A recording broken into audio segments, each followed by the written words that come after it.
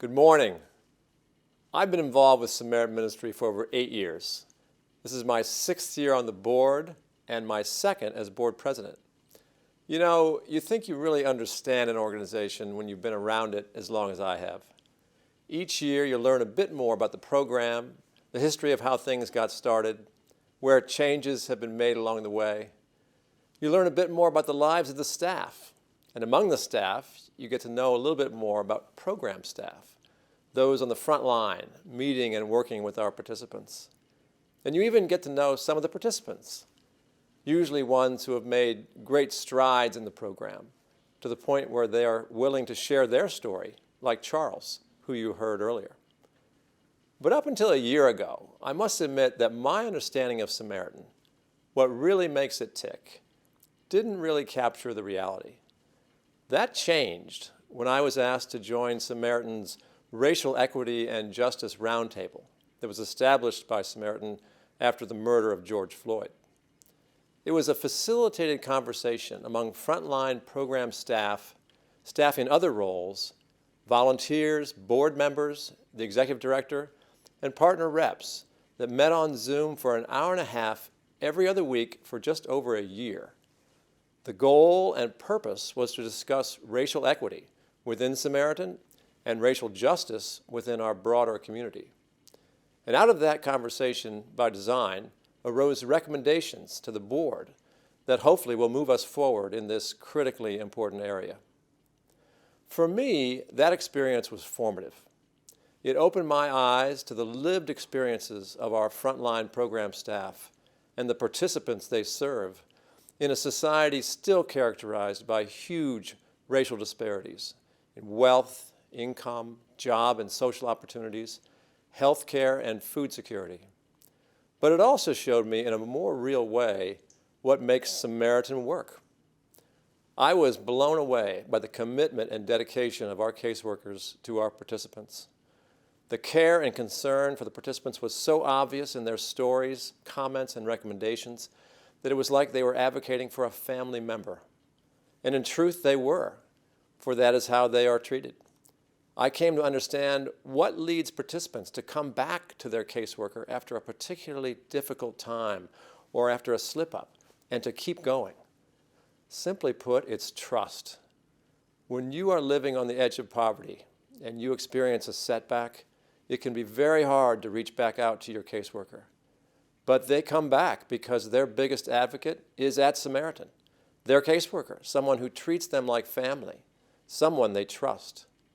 Trust not only to be totally on their side, but trust to hold them accountable so they can realize their own capabilities and their inherent dignity.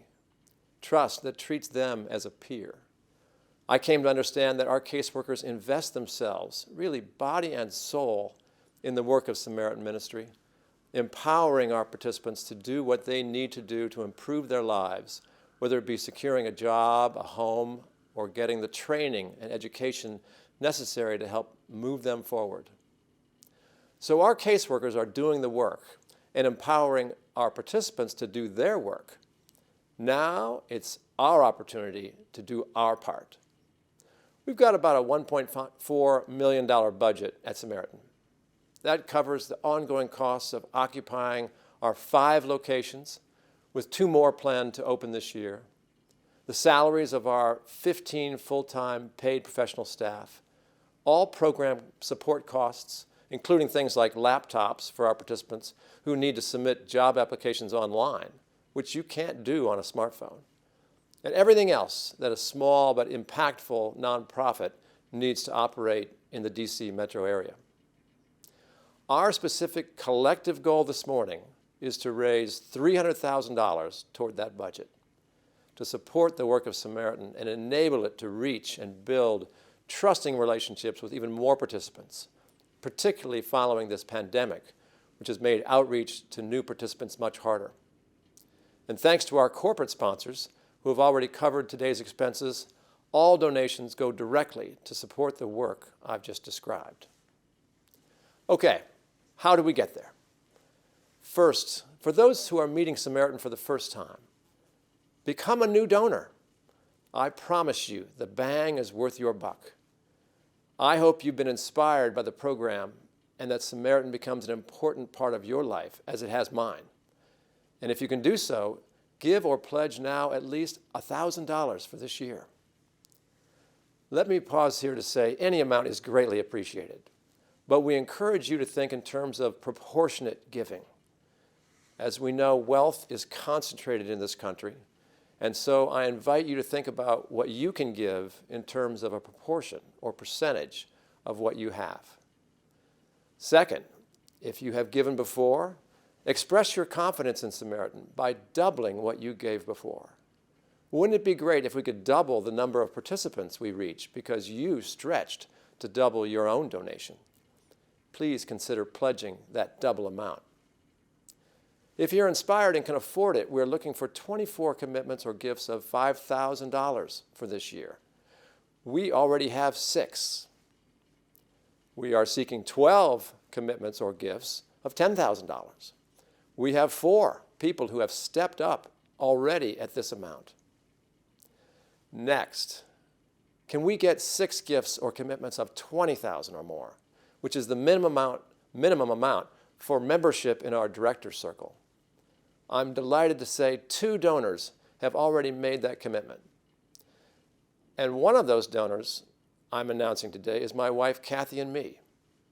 It was a stretch for us, but we're making that commitment today because we both believe strongly in Samaritan, its staff, and our participants. We're asking you to consider a similar gift or annual pledge of at least $20,000 to Samaritan this morning. Finally, we are looking for at least 2 gifts of $50,000 or more. Wow, that's a big number, way out of reach for many people. But not all. We have one person who has already committed at that level. So we're looking for at least 1 more. This may be the time to put some of your resources to work for our neighbors in need. In one of the early meetings of the Roundtable that I mentioned earlier, one of the members remarked on the importance of preparing for the meetings because, quote, we're dealing with the future of Samaritan ministry and it's a profound responsibility. I felt that way too as we opened ourselves up to each other, people of different races, backgrounds, and cultures, to speak from the heart about equity and justice. I also feel that way now. We are dealing with the future of Samaritan ministry, and it is a profound responsibility. Please join me in rising to this occasion now to show our financial support for Samaritan ministry, particularly in honor of our caseworkers, the trust they inspire in our participants and the participants themselves as they work to achieve their goals. With that, I'll turn it over to Jeff, our development director, who will walk you through the pledge form before we make our commitments. Thank you.